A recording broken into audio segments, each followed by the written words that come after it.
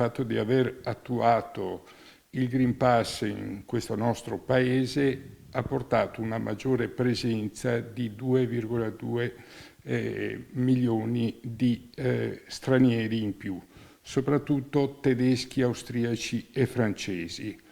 Infatti le località turistiche sono tutte sostanzialmente full.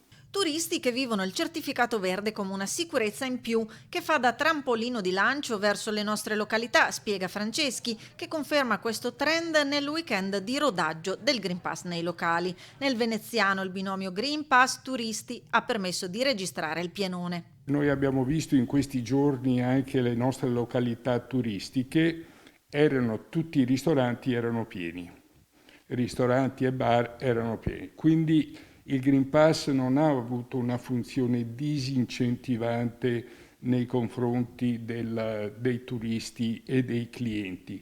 Restano però, secondo la Confesercenti, da chiarire gli aspetti legati alla responsabilità sul controllo sulle spalle dei gestori.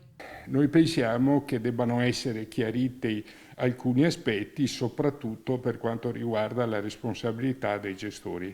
Questo è il punto più critico.